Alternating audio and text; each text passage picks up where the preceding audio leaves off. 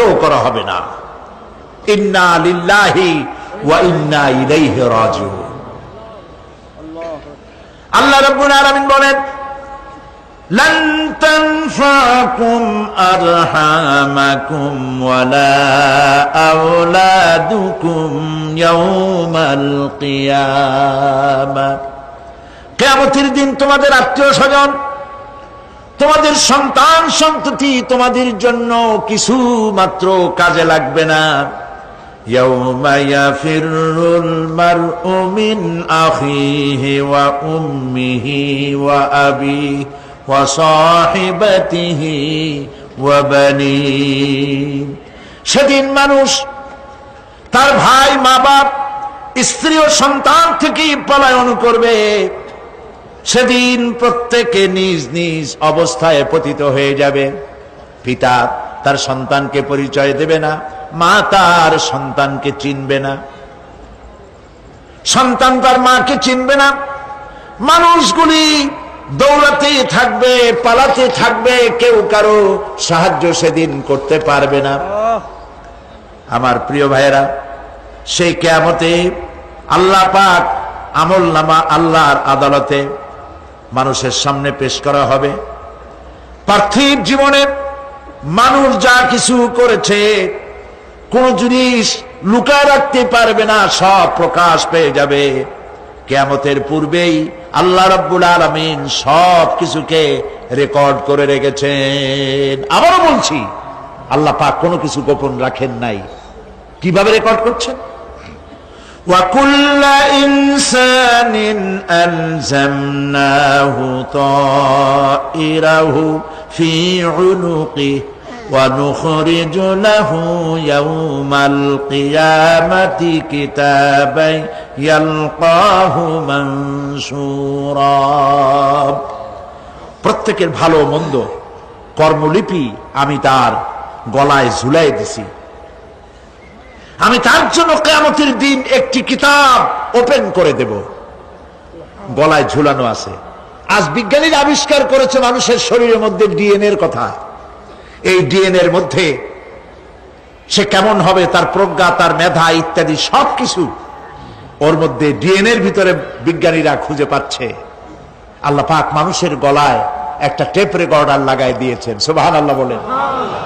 সেই tape record আমার এই যে বক্তৃতা ভিডিওতে ধারণ করা হচ্ছে, টেপে ধারণ করা হচ্ছে। এই বুদ্ধিগুলি কে দিছে? আরে ভাই কথা বলবেন তো, আল্লাহর নাম জোরে না। এই বুদ্ধি কে দিয়েছে? যে আল্লাহ বুদ্ধি দিয়ে আপনার আমার কথা রেকর্ড করাইতে পারে, সে আল্লাহ পাক আপনাদের আমার সাথে অদৃশ্য একটি টেপ রেকর্ড গলার মধ্যে ঝুলায় রাখছেন। এটা বিশ্বাস করবেন না? কিয়ামতের দিন এই রেকর্ড তার সামনে আল্লাহ পাক বলেন একটা কিতাব ওপেন করে দেব। তারপরে বলা হবে, ইকরা কিতাবাকা কাফা বিনাফসিকাল ইয়াউমা আলাইকা হাসিবা। তাকে বলা হবে, নিজের কর্মলিপি পড়ে দেখো। আজ তুমি নিজেই নিজের হিসাবের জন্য যথেষ্ট। পড়ো। কোথায় যাবা? জাহান্নামে যাবা না বেহেশতে যাবা? তুমি নিজেই তোমার হিসাব করার জন্য যথেষ্ট। সুবহানাল্লাহ। সেদিন কোনো সাহায্যকারী পাওয়া যাবে না, ওকালতি করার জন্য কাউকে পাওয়া যাবে না। বিশ্বাস করুন, বিশ্বাস করুন, কোন পীর সাহেব, কোন খাজা বাবা কিয়ামতের দিন আপনার আমার উপকারে আসবে না, আসবে না, আসবে না। আমল ভালো হবে, আল্লাহ ক্ষমা করবেন। আমল ভালো নাই, পীর সাহেবরা কিচ্ছু করতে পারবেন না। কেউ কেউ মনে করেন পীর সাহেব আমার সুপারিশ করবেন। সুপারিশের কথাটা আজকে বলবো না, সুপারিশের কথা আসবে শেষের দিকে ইনশাআল্লাহ। বলেন ইনশাআল্লাহ।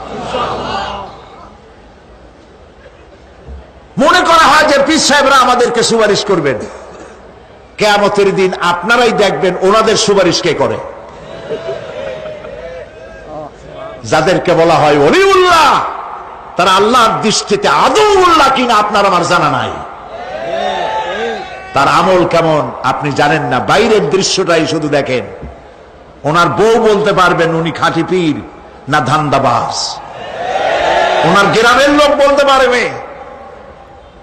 বিদেশ থেকে ভাড়া করা একজন আইনে মানুষের সামনে দেখানো যায় বিরাট একটা কিছু, কিন্তু তিনি বিরাট না কি এইটা তার বউ তার গ্রামের মানুষ বুঝবে, ভালো করে চিনবে। বউ চেনে সব থেকে ভালো, সব থেকে ভালো করে চেনে কে? স্ত্রী। তারপরে চেনে ড্রাইভার, তার সাথে যে রাত দিন যে ড্রাইভার থাকে, তার সাথে যে খাদেম থাকে। এরা জানে, এরা দেখতে পায় এই লোকটা মুখ দিয়া যা বলে আসলে লোকটা এইরকম না। বুঝতে পারে কিনা? মানুষের সামনে ধান্দাবাজি করে অনেক কথা বলে মানুষকে মন ভুলানো যায়। এই জন্য কবি বলেছেন, ये हाल तेरा जाल है मकसूद तेरा माल है, ये हाल तेरा जाल है मकसूद तेरा माल है, क्या जब तेरा चाल है लाखों को अंधा कर दिया। নিজেরে বুজুর্গ বানাইয়ে মানুষের সামনে পেশ করছো, তোমার এই হাল হলো তোমার চাল। মানুষের পয়সা পকেটে ভরার জন্য এই কাম করতেছ, কেউ টের পায় না। আল্লাহ পাক ঠিকই টের পাচ্ছেন, ঠিক কিনা বলেন? আল্লাহ পাক ঠিকই টের পাচ্ছেন। বিশ্বাস করুন, কোন পীর সাহেব, কোন খাজা বাবা কিয়ামতের দিন মানুষের কোন উপকারে আসবে না। আল্লাহু আকবার। উপকার হবে কেবলমাত্র নেক আমল। ইয়া আইয়ুহাল্লাযীনা আমানু ওয়াবতাগু ইলাইহিল ওয়াসিলা। কিছু কিছু জাহিল লোকেরা এর তাফসীর করেছে, পীর ধরো, যার পীর নাই তার পীর শয়তান। নাউযু বিল্লাহ। যদি এইটা সত্য হবে তাহলে ইমাম আবু হানিফার পীরকে, ইমাম শাফিঈর পীরকে, ইমাম আহমদ বিন হাম্বলের পীরকে, যারা এই কথা বলে তারা শয়তানের ওয়াসওয়াসায় নিমজ্জিত। ওয়াবতাগু ইলাইহিল ওয়াসিলা এর তাফসীর হচ্ছে আয় আমলে সালেহ, নেক কাজের ওসিলা ধরো। কি কাজের ওসিলা ধরো? নেক কাজের ওসিলা ধরো। কারণ কিয়ামতের দিন আল্লাহ পাক আরো পরিষ্কার করে বলছেন, লান তানফাকুম আরহামুকুম ওয়ালা আওলাদুকুম ইয়াউমাল কিয়ামাহ। কিয়ামতের দিন সন্তান সন্ততি আর সম্পদ কোনো কাজে লাগবে না, এগুলি কোনো উপকার হবে না মানুষের জন্য। আর সেখানে উৎকোচেরও কোনো কারবার চলবে না। এই পৃথিবীতে উৎকোচ দিয়ে অনেক কাম করা যায়, কিন্তু কিয়ামতে চলবে না। আল ইয়াউমা লা ইয়ানফাউ মালুন ওয়ালা বানুন। সুবহানাল্লাহ, সুবহানাল্লাহ। যেখানে কিয়ামতের দিন ধন, সন্তান, সন্ততি কোনো কাজে লাগবে না।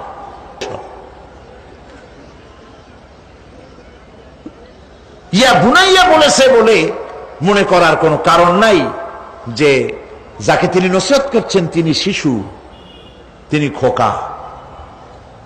আমাদের দেশে খোকা তো মন্ত্রীও আছে, তাই বলে তিনি কি খোকা নাকি? একেবারে কি কথা। আবার আমার দেশে মানে আমার পিরোজপুরে ওইখানে একজন মন্ত্রী ছিলেন, তার ডাক নাম ছিল শিশু। লোকেরা তাকে মানপত্র দিত মাননীয় শিশু মন্ত্রী। তো শিশু বলার অর্থ তিনি বাচ্চা নন, খোকার অর্থ শিশু নয়, বাচ্চা নয়। এই আমাদের মধ্যেও তো লোকেরা একজন আর একজনকে বাপেরা ডাক দেয়, এই খোকা, গাদা। দর্শক এবং শ্রোতা মনে করে খুব বাচ্চাই হবে বোধ হয়। মেহমান এসেছে চা নিয়ে, যখন চা নিয়ে আসলো তখন দেখা গেল খোকা শুধু খোকাই না, কয়েক খোকার বাবাও।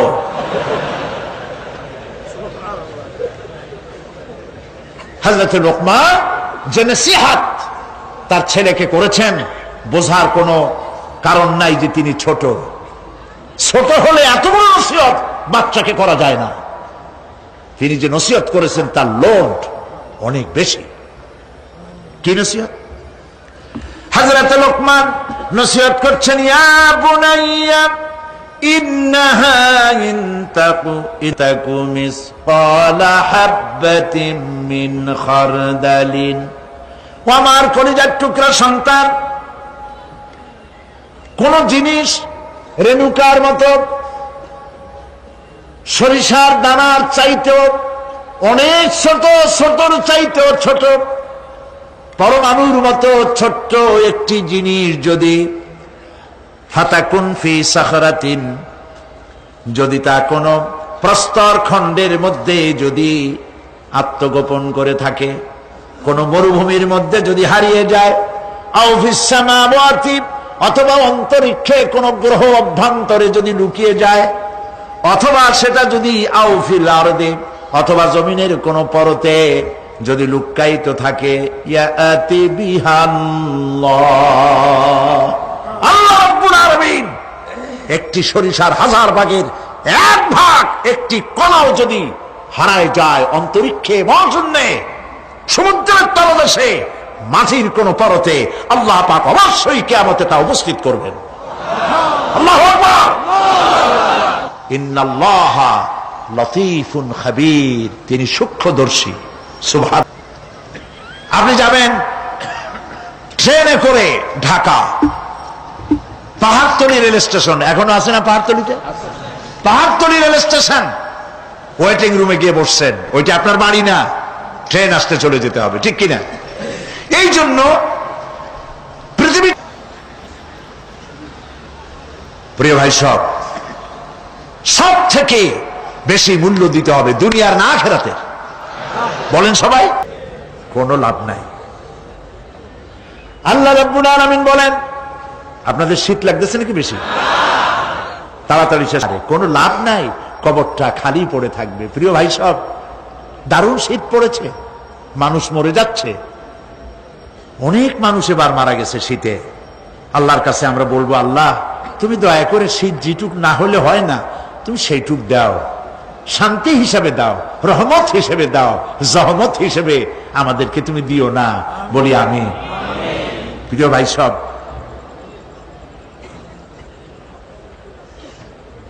যারা মাজারে টাকা দেয়, চাদর চড়া, মৃত্যু মানুষের কবরের উপরে যারা মশারি টানান, তাদের বিবেকের কাছে আপিল করি, যিনি মারা গেছেন আল্লাহর ওলি, তার সম্পর্কে আপনার ধারণা এত খারাপ কেন? মশারি টানায় দিচ্ছেন, আপনার ধারণা কি এই দুনিয়াও মশাই খাইছে, কবরের মধ্যে গিয়েও মশাই খাবে? কাপড় চোপড় দরকার কার? জেতা মাসের না মরা মানুষের? জীবিত মানুষ কাপড় পায় না। যে দেখেন পাহাড়তলী, যে দেখুন আপনার এখানে কত জায়গা, সব জায়গা তো আমি নাম মনে নাই, বটতলী, তালতলী, বদ্দারহাট, এই যে জায়গাগুলি, কত মানুষ ফুটপাতে শুয়ে আছে না?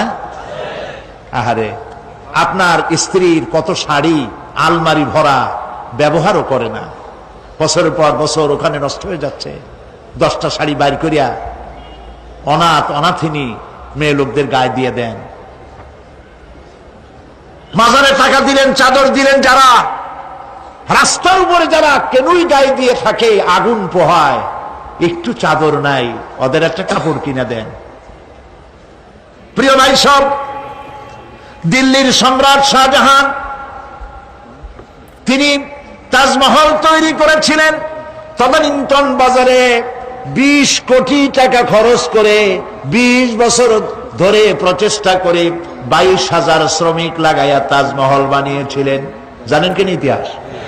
কোন বাজারে? যেই বাজারে 1 টাকায় 8 মণ চাউল পাওয়া যাইত। বুঝছেন কথা? সেই বাজারে 20 কোটি টাকা খরচ করেছেন, 22,000 শ্রমিক লাগিয়েছেন, 20 বছর সময় লেগেছে তাজমহল করতে। এবার একটা নির্মম বাস্তব কথা শুনুন। আপনি যদি কোন একটি এতিমের গায়ে, কোন এক অনাথিনী বিধবার গায়ে, কোন এক কচি শিশু, বাপ নাই মা নাই, শীতের দিনে খালি গায়ে কেন 2টা হাত গলার উপরে ধরে সকালবেলায় কাঁদতেছে। ওই বাচ্চা এতিমের গায়ে একটি চাদর, একটি গেঞ্জি, একটি পুরানা সোয়েটার গায়ে দিয়ে যদি এতিম বাচ্চার মুখে যদি হাসি ফোটাতে পারেন, বিশ্বাস করুন 20 বছর ধরে 22,000 শ্রমিক লাগাইয়া 20 কোটি টাকা খরচের তাজমহলের চাইতে আল্লাহর কাছে এতিমের মুখের হাসির দাম বেশি।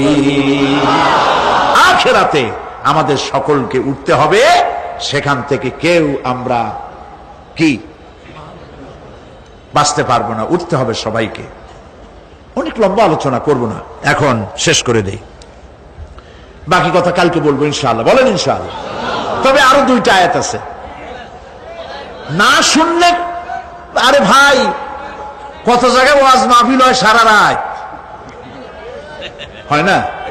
সারা রাত ফজরের সময় গরুর গোশত খায়, জম্মের খাওয়া, সারাদিন পেট খারাপ, কি শুনলো আর কি কইলো আল্লাহ জানে। পরে লোকেরা জিজ্ঞেস করে, ভাই গত রাত্রে যে তোমার টের পাই নেই, তুমি কোথায় গেছিলা? কয় বাবা গেছিলাম ওয়াজ শুনতে। কি ওয়াজ? কয় শেষ কথা বলে শেষ করা যাবে না। হাই রে ওয়াজ, কি ওয়াজ? কয় অনেক বিষয়। কয় ভাই আমি তো যাই নাই, 2-1টা বিষয় আমার শোনাও না। কয় আল্লাহর কসম সারা রাত তেমন শোনা শুনছি যার একটা কথাও আমার মনে নেই। দাম আছে এগুলা? দাম নাই। কিসসা কাহিনী হাবি যাবি, যার পেছনে কোরআন নাই, দলিল নাই, আছে শুধু হিংসা আর হিংসা। অমুকের তাফসীর খারাপ, অমুকের অমুক খারাপ, তমুক খারাপ, এই চিৎকার দিয়া বাজার গরম করতে পারবেন না। কারণ মানুষের আপনাদেরকে চিনে ফেলেছে, আপনারা ফাসাদ সৃষ্টি করতে চান, আপনারা মানুষের মধ্যে বিভেদ সৃষ্টি করতে চান।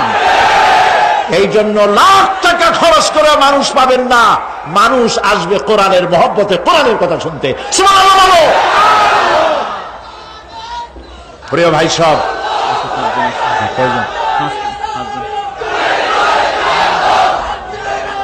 প্রিয় ভাই সব, প্রিয় ভাই সব, কাজী এর কারা বলে কি সাহস, কয় যে কোরআন শরীফ তাফসীর পড়ায় ফেলো। আস্তাগফিরুল্লাহ। হুজুর কেবলা আপনি কি নিজে একখান তাফসীর লিখছেন? কোরআনের তাফসীর, কয় যে তাফসীর পড়ায় দেওয়া যায়, বেদ পুরাণ পড়ানো হতো। তাহলে আপনি অন্য ধর্মের কিতাবও পড়াইতে চান, যা আল্লাহ নিষেধ করেছেন? আপনি অন্য ধর্মের বেদ বাইবেল পড়াবার এখতিয়ার কে দিল আপনাকে? কথা বলার সময় একটুখানি সংযত হয়ে কথা বলুন। আমরা বেদকে সম্মান করি, আমরা বাইবেলকে সম্মান করি, প্রত্যেকটি জাতিকে সম্মান করি, শ্রদ্ধা করি, তবে ঈমান আনি কোরআন শরীফের উপরে। সেই জন্য আমার কাছে কথা এসেছে বলে আমি বলছি, আল কোরআন একাডেমি লন্ডন থেকে প্রকাশিত ফি জিলালিল কোরআন সম্পর্কে কিলকাল করেছেন একজন লোক, যাকে এই চিটংবাসীরা কোনোদিন চেনে না, হঠাৎ করে উড়ে এসে জুড়ে বসছেন। ফি জিলালিল কোরআন যিনি লিখেছেন, আপনি তো তার জুতা বহন করার যোগ্যতা রাখেন না। তিনি দুনিয়ার অমর শহীদ সৈয়দ কুতুব রাহমাতুল্লাহ আলাইহি, যিনি জেলখানার ভেতরে বসে কোন রকমের রেফারেন্স কিতাব ছাড়াই কোরআনের তাফসীর লিখে পৃথিবীতে অমর হয়ে আছেন। কোন সাহসে বলেছেন? আপনার জিহ্বা তো আস্ত থাকার কথা নয়। মারাত্মক কথা বলবেন না, জবান সংযত করে কথা বলবেন। আপনি কি জানেন কার সম্পর্কে আপনি কথা বলেছেন? কার লেখা তাফসীরের বিরুদ্ধে কথা বলেছেন? সৈয়দ কুতুব, মিশরের জামাল নাসের তাকে জেলের মধ্যে দিয়েছিল। আপনার কথা শুনে তো মনে হয় আপনি জামাল নাসেরের কোন আত্মীয় হবেন। জামাল নাসের জেলের মধ্যে ঢুকায় দিয়া শিকারী ক্ষুধার্ত পাগলা কুত্তা ঢুকায় দিয়েছে, দরজা বাইরের থেকে বন্ধ করে দিয়েছে। কয়েক ঘন্টা পর সেনাবাহিনীর লোকদেরকে পাঠিয়ে দিয়েছে যে দেখো জেলখানার ভিতরে কুত্তার সাথে কুত্তায় কি ব্যবহার করে। নাউযুবিল্লাহ। সেনাবাহিনীর লোকেরা জেলখানা থেকে ফিরে এসে জামাল নাসেরকে জবাব দিল, জেলখানার ভিতরে যাই দেখে এলাম তালাবদ্ধ রুমের ভিতরে শেখ সৈয়দ কুতুব নামাজের সেজদার ভিতরে পড়ে আছেন, আর ক্ষুধার্ত পাগলা শিকারী কুকুর তার পাশে বসে তারে পাহারা দিচ্ছে। সুতরাং কথা বলার সময় একটু হুশ করে কথা বলবেন, মেহেরবানি করে। প্রিয় ভাই সব, বলতেছিলাম রাত একটু বেশি হলে ক্ষতি কি? আল্লাহ বেশি মানে আমার কিন্তু এরকম অভ্যাসও নাই যে সারা রাত ওয়াজ শুনাই। ওই কার বলে অভ্যাস ছিল চোখ বুঝে ওয়াজ করা। মাহফিল ভরা মানুষ চোখ বুঝে ওয়াজ আরম্ভ করছে, তারপরে হঠাৎ চোখ খুলে দেখে কেউ নেই। বেচারা খুব রাগ হয়ে গেছে, এই এলাকার মানুষ তো ভারী বেকায়দার, আমারে ভালায় থুয়া সব পালাইছে। পাশে তাকায় দেখে একটা লোক বসা, কয় যে অন্তত একটা লোক তো পাইলাম, আল্লাহর মেহেরবানি, তুমি খুব ইমানদার ভালো মানুষ যে এতক্ষণ তুমি আমার ওয়াজ শুনছ। লোকটা কয় যে হুজুর আমি ভালো না মন্দ তা জানি না, আমি হলাম মাইক ম্যান, আপনি মাইকও ছাড়েন না, আমিও যাইতে পারি, তো আমি আপনাদেরকে এই বিপদে ভালাবো না। সংক্ষিপ্ত কথায় শেষ করে দেই, আল্লাহ রাব্বুল আলামিন বলেন এরপরে কি হবে শোনো, ইয়াউমা ইউনফাখু ফিস-সূর ফাতাআতুনা আফওয়াজা, যেদিন সিংহায় ফুঁক দেওয়া হবে আর তোমরা দলে দলে বেরিয়ে আসবে। ওয়া ফুতিহাতিস সামাউ ফাকানাত আবওয়াবা, আর পাহাড় সমূহ আকাশ সমূহ খুলে দেওয়া হবে, ফলে তা দুয়ার আর দুয়ার হয়ে যাবে, মনে হবে সব দরজা। তার মানে হলো আকাশ থাকবে না, ভেঙে চুরে চুরমার হয়ে যাবে। ওয়াসুজ্জিরাতিল জিবালু ফাকানাত সারাবা, আর পাহাড়গুলিকে চালিয়ে দেওয়া হবে, ফলে মনে হবে মরিচিকা। তার মানে হলো এই দেখলাম পাহাড়, এই পাহাড় নাই, সমস্ত পাহাড়গুলিকে আল্লাহ পাক উড়ায় দেবেন, কোন পাহাড় তার জায়গায় থাকতে পারবে না। সিংহায় ফুঁক হবে, তাতে করে মানুষের যারা ঘুমিয়ে থাকবে, ঘুমান্ত মানুষগুলি সব জাগ্রত হয়ে যাবে, বলবে ইয়া ওয়াইলাতা ইয়া ওয়াইলানা মান বাসানা মিন মারকাদিনা, হায় আফসোস আমার এই ঘুমকে কে ভেঙে দিল, কিসের আওয়াজে ঘুম ভাঙলো? বলা হবে হাদা মা ওয়াদার রহমান ওয়া সাদাকাল মুরসালুন, এ হচ্ছে রহমানের ওয়াদা আর আল্লাহ রসুল সত্য কথা বলেছিলেন। সেই জন্য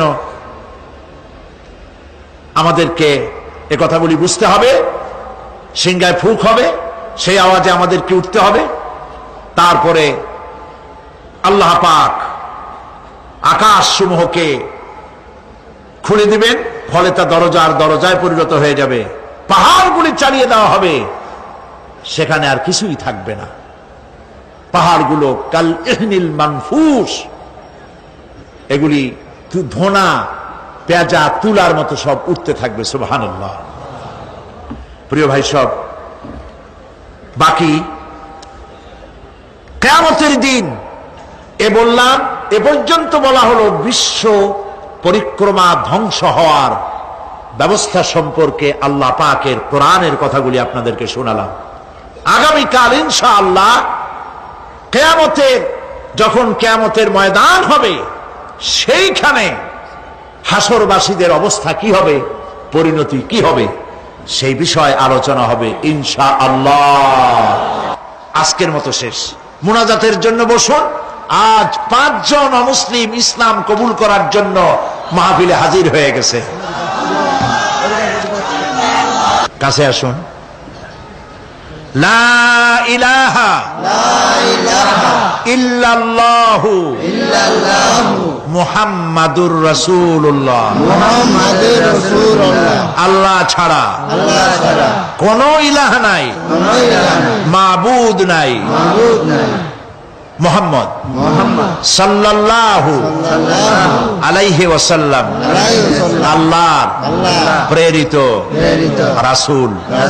আশহাদু আন লা ইলাহা ইল্লাল্লাহু ওয়াহদাহু লা শারীকা লাহু ওয়া আশহাদু আন্না মুহাম্মাদান আবদুহু ওয়া রাসূলুহু, আমি সাক্ষ্য দিচ্ছি আল্লাহ ছাড়া কোনো ইলাহ নাই, মাবুদ নাই, উপাস্য নাই, তিনি এক, তিনি একক, তার কোনো অংশীদার নাই। আমি আরো সাক্ষ্য দিচ্ছি মুহাম্মদ সাল্লাল্লাহু আলাইহি ওয়াসাল্লাম আল্লাহর বান্দা এবং তার প্রেরিত রাসূল। আসসালামু আলাইকুম। দাঁড়াও দাঁড়াও দাঁড়াও, আল্লাহর মেহেরবানি এরা এখন মুসলমান হয়ে গেল, আলহামদুলিল্লাহ। বলি আলহামদুলিল্লাহ। আল্লাহ পাক তাদের গুনাহ খাতা সব মাফ করে দিয়েছেন। এই মুহূর্ত পর্যন্ত জীবনে যা করছে সব মাফ, সুবহানাল্লাহ। আমি এই বিশাল মাহফিলের পক্ষ থেকে তাদের জন্য দোয়া করি, আল্লাহ যেন খাঁটি মুসলমান বানায় দেন। আমাদের ঘরের মুসলমানগুলি সর্বনাশ হয়ে যাচ্ছে, সেখানে এরাও ইসলামে এসে যেন আল্লাহ পাক তাদের ভাগ্যকে তাওহীদ দিয়া চমকায় দেন। তারা যেন নামাজি হয়, তারা যেন দিনদার হয়, তারা যেন নিজেরা রুজি করে নিজ পায়ে দাঁড়াতে পারে। আসমান এবং জমিনের বালা মুসিবত থেকে আল্লাহ হেফাজত করেন। সবাই বলেন আমিন। আমি এই বিশাল লক্ষ লক্ষ জনতার এই বিশাল মাহফিলের পক্ষ থেকে, আপনাদের সকলের পক্ষ থেকে ইসলাম গ্রহণ করার কারণে আমি তাদেরকে আলিঙ্গন করছি।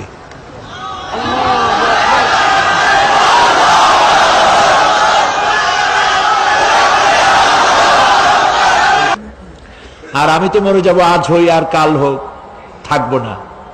এই মাহফিলে একদিন দেখা যাবে সাইদি নাই। ক্যাসেটগুলি ছড়িয়ে পড়েছে সারা বিশ্বময়, কিন্তু ক্যাসেটও এক সময় নষ্ট হয়ে যায়, লিখিত কিতাবগুলি থাকে। সেই জন্য তাফসীর লেখা হয়েছে, তাফসীরে সাইদি আমপারা 588 পৃষ্ঠা, তাফসীরে সাইদি সূরা ফাতিহা 520 পৃষ্ঠা, এবং সূরা আসর ছোট্ট একটি সূরা 788 পৃষ্ঠা। জীবনের সফলতা দুনিয়ার উপরে নির্ভর করে না, আখিরাতের উপরে নির্ভর করে। যারা এগুলি ছেপেছে, আমি ছাবি নাই, যারা ছেপেছে গ্লোবাল নেটওয়ার্ক, ওরা ছেপেছে। আমি তাদেরকে বলেছি সামান্য প্রফিটে ছেড়ে দিবে। তারা খুব সামান্য প্রফিট নিয়ে এই বিশাল গ্রন্থ প্রতি খণ্ড 200 টাকা করে তারা হাদিয়া রেখেছে। নিজেরা কিনুন, অন্যকে পড়তে দিন। কোরআনের চাইতে শ্রেষ্ঠ কিতাব, হেদায়েতের কিতাব পৃথিবীতে আর নাই। আল্লাহ পাক আপনাদেরকে ইসলামী দ্বীনি বইপত্র খরিদ করার তৌফিক দান করুন, এবং যাওয়ার সময় সমাজ কল্যাণ পরিষদের হাতে টাকা তুলে দিয়ে যাবেন। একটা মাহফিল শুধু তারা করে না, এই সমাজ কল্যাণ পরিষদের একটি মাত্র স্কুল ছিল, শাহ ওলিউল্লাহ ইনস্টিটিউট, তাই না? শাহ ওলিউল্লাহ ইনস্টিটিউট ছিল, আমিও সেটার গোড়ায় ছিলাম। সেই থেকে শুরু করে আজ সমাজ কল্যাণ পরিষদের হাতে ইসলামিক ইন্টারন্যাশনাল ইউনিভার্সিটি আজ তাদের হাতের মুঠোয়। সুবহানাল্লাহ, আলহামদুলিল্লাহ। তো আসতে কইলেন, তাদের হসপিটাল আছে, তাদের ক্লিনিক আছে, তাদের মাদ্রাসা আছে, তাদের মসজিদ আছে। আজকে তাদের হোটেল উদ্বোধন করে দিয়ে আসলাম, আল ফালা হোটেল অ্যান্ড রেস্টুরেন্ট। আপনারা যে পয়সাগুলি তাদের দেন, এই পয়সা দিয়ে তারা গরিব দুঃখী মানুষের কাজে, ইসলামের সেবায় অকাতরে দান করে, বিশ্বাস করে চোখ বুজে দিতে পারেন। কারণ চট্টগ্রামের কতব হযরত মাওলানা শাইখুল হাদিস মাওলানা শামসুদ্দিন সাহেব, তিনি এই সমাজ কল্যাণ পরিষদের নেতৃত্ব দিচ্ছেন। প্রত্যেকটি পয়সার হিসাব আল্লাহর কাছে দিতে তারা প্রস্তুত। জনতা নিয়ে তোমার দরবারে হাত তুলেছি, মাহফিলের 3 দিন চলে গেল, বলতে বলতে আর মাত্র 2 দিন বাকি আছে। এই সুন্দর মিলন মেলা আর 2 দিন পরে ভাঙ্গা বাজারে পরিণত হয়ে যাবে। রব্বুল আলামিন মানুষেরা শীতকে উপেক্ষা করে, কোথায় দিনাজপুর, রংপুর, কোথায় বেনাপোল, যশোর, কোথায় বার্মা, কোথায় ভারত, কত দূর দারাজ থেকে কষ্ট করে মাহফিলে এসেছেন।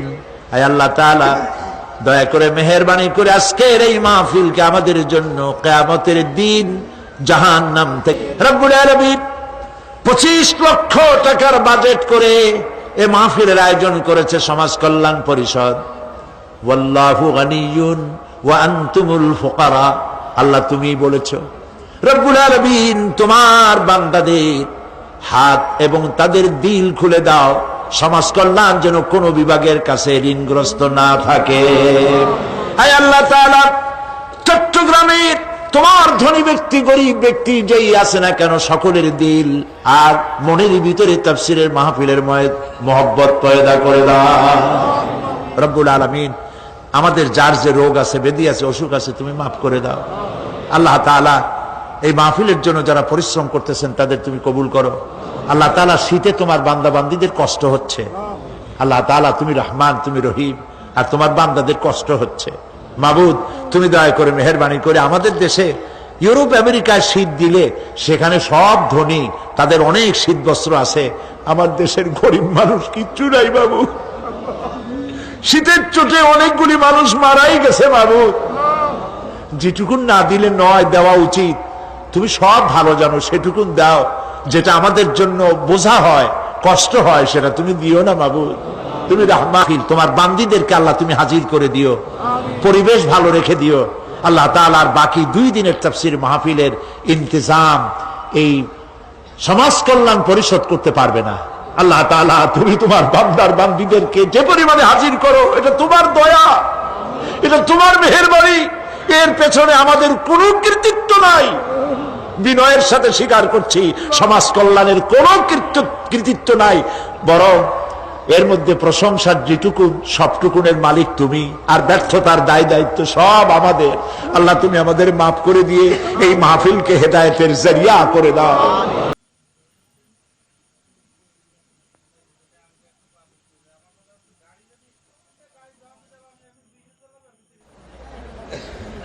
ওইখানে ক্যামেরার সাথে কোনো মানুষ নাই, ক্যামেরা আছে তাই বিশ্বাস করে, কিন্তু আল্লাহর ক্যামেরাগুলি চোখে দেখে না। ওখানে যেমন রেড বর্ডার আছে, আল্লাহ রাব্বুল আলামিন জীবনের প্রত্যেকটি মোড়ে মোড়ে রেড বর্ডার লাগায় দিয়েছেন। জেনা করো না, একটি রেড সিগন্যাল। মদ পান করো না, আরেকটি রেড সিগন্যাল। মিথ্যা কথা বলো না, আরেকটি রেড সিগন্যাল। অহংকার করো না, আরেকটি রেড সিগন্যাল। বউকে বেপরদা করো না, আরেকটি রেড সিগন্যাল। সুদ খেও না, ঘুষ খেও না, আরেকটি রেড সিগন্যাল। অসংখ্য রেড সিগন্যাল দিয়ে আল্লাহ পাক বলছেন, তিলকা হুদুদুল্লাহ, এই হচ্ছে আল্লাহর বর্ডার, ফালা তাতাদুহা, অতএব আল্লাহর বর্ডারকে ক্রস করো না। কে নিষেধ করেছেন? কে নিষেধ করেছেন? মানুষেরা বিশ্বাস করে না। আল্লাহ রাব্বুল আলামিন কোরআনে কারীমের মধ্যে বলছেন, ইয়ালামু খাইনাতাল আ'য়ুনি ওয়া মা তুখফিস সুদূর। তোমার কথাগুলি রেকর্ড হয়, তোমার কাজগুলি রেকর্ড হয়, এমনকি তোমার মনের ভিতরে যে কল্পনা হয় সেগুলো রেকর্ড হয়। আর চোখে কি লুকোচুরি খেলে আল্লাহ তাও জানতে পারে। সানগ্লাস পরে চোখের ফাঁক দিয়া কারে দেখো, কেউ টের পায় না। টের পায় কে? জোরে বলেন আল্লাহ পাক। মহান আল্লাহ রাব্বুল আলামিন বলেন, কোন গুনার কাজ করে, কোন সামান্যতম গুনার কাজ করেও এড়াতে পারবে না, এবং সামান্যতম ভালো কাজ করলেও তার থেকে, পুরস্কার থেকে মাহরুম হবে না। আল্লাহ পাক বলেন, ওয়া ইন কানা মিসকালা হাববাতিন মিন খারদালিন আতাইনা বিহা ওয়া কাফা বিনা হাসিবিন। একটি সরিষা পরিমাণ আমলকেও আল্লাহ পাক কিয়ামতে হাজির করবেন। হিসাব নেওয়ার জন্য আল্লাহ পাক বলেন, আমি যথেষ্ট। সুবহানাল্লাহ বলেন। হিসাব নেওয়ার জন্য আল্লাহ পাক যথেষ্ট। হযরত ওমর রাদিয়াল্লাহু তাআলা আনহু, আমিরুল মুমিনিন, খলিফাতুল মুসলিমিন, হযরত ওমর ইবনুল খাত্তাব বলেন রাদিয়াল্লাহু তাআলা আনহু, সুবহানাল্লাহ। কোথা থেকে আল্লাহ কোথায় নিয়ে গেছেন? নবীকে হত্যা করতে আসছিলেন, আর আল্লাহ তারে কোথায় নিয়ে গেছেন? সুবহানাল্লাহ। নবীজি বলেছেন, লা নবিয়্যা বাদি ওয়ালা রাসূলা, আমার পরে নবী হবে না, রাসূল হবে না। যদি কেউ নবী বা রাসূল হইতো, কে হইতো? ওমর রে আল্লাহ নবী বানাই দিতেন। সুবহানাল্লাহ। সেই ওমরের কতটুকু জানি আমরা? অনেক কিছুই জানি না। খালি ইসলাম কবুল করছিল কেমনে, এই ঘটনা ছাড়া অনেক আলেমরাও জানেন না, ইল্লা মাশা আল্লাহ, যারা পড়াশোনা করেন তারা জানেন। ইখওয়ানুল মুসলিমিনের, ইখওয়ানুল মুসলিমুন এর ওস্তাদ, এর মুর্শিদ ওমর তিলমিসানি রাহমাতুল্লাহ আলাইহি, তিনি হযরত ওমরের এক জীবনী লিখেছেন। জীবনীর নাম হলো শহীদ মেহরাব ওমর ইবনুল খাত্তাব। কি বলেন, দারুণ নাম না? খুব সুন্দর নাম, শহীদ মেহরাব ওমর ইবনুল খাত্তাব রাদিয়াল্লাহু তাআলা আনহু। মেহরাবের মধ্যে তিনি শহীদ হয়েছিলেন। এটি আরবি বই, আরবির থেকে উর্দু হয়েছে। এটি বাংলায় ছিল না, আল্লাহর মেহেরবানি এটা বাংলাও হয়ে গেছে, আলহামদুলিল্লাহ বলেন। শহীদ মেহরাব ওমর ইবনুল খাত্তাব, আল কোরআন একাডেমি, লন্ডন। হযরত ওমর রাদিয়াল্লাহু তাআলা আনহুর এই বহুল বিশাল জীবনী গ্রন্থ বের করে বাংলা ভাষীদেরকে কৃতজ্ঞতা পাশে আবদ্ধ করেছে, আলহামদুলিল্লাহ বলেন। আপনারা কিনবেন, এখানে লাইব্রেরির সমূহতে এসে গেছে, কিনবেন, হযরত ওমর সম্পর্কে জানবেন। হযরত ওমর রাদিয়াল্লাহু তাআলা আনহু অন্ধকার রাত্রে একদিকে যাচ্ছিলেন, পেছনে কিছু লোক ছিল। হঠাৎ করে তিনি প্রশ্ন করলেন, আচ্ছা তোমাদের মধ্যে কেউ কি বলতে পারো কোরআনে কারীমের মধ্যে সব থেকে হতাশা ব্যঞ্জক আয়াত কোনটি?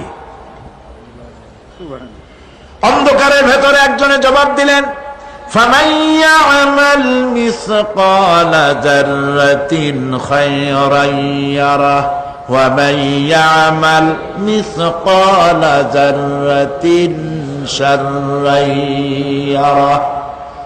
এর অর্থ হলো, যদি কেউ যারা পরিমাণ, সরিষা পরিমাণ ভালো কাজ করে কিয়ামতে সেটা দেখতে পাবে, আর যদি সামান্য সরিষা পরিমাণ গুনার কাজও করে, খারাপ কাজ করে, সেটা দেখতে পাবে। এই আয়াতটি যখন নাজিল হয়, সূরা যখন নাজিল হয়, হযরতে আবু সাঈদ খুদরি রাদিয়াল্লাহু তাআলা আনহু তিনি রাসূলুল্লাহকে প্রশ্ন করলেন, ইয়া রাসূলুল্লাহ, আল্লাহ যে আয়াত নাজিল করলেন, কিয়ামতের দিন আমি কি আমার এমনকি ছোট্ট পাপও কি দেখতে পাবো? আল্লাহর নবী বললেন, আল্লাহ বলেছেন অবশ্যই দেখতে পাবা। হযরত আবু সাঈদ খুদরি রাদিয়াল্লাহু তাআলা আনহু চিৎকার করে কেঁদে উঠলেন, বললেন, তাহলে তো আমি মরেই যাব, আমার ছোট্ট পাপটাও যদি আমি দেখি কিয়ামতে, আমি তো মরে যাব।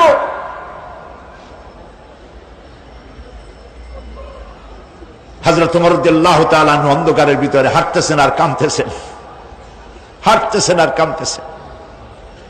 কিছু দূর অগ্রসর হয়ে তিনি প্রশ্ন করলেন, আচ্ছা কেউ কি বলতে পারো কোরআনে কারীমের মধ্যে সব থেকে আশা ব্যঞ্জক আয়াত কোনটি? পেছন থেকে অন্ধকারের ভেতর থেকে আওয়াজ এলো, লা তাকনাতু মির রাহমাতিল্লাহ,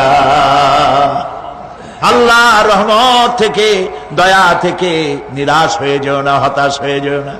হযরত ওমর কাঁদতে কাঁদতে জিজ্ঞেস করলেন, তোমাদের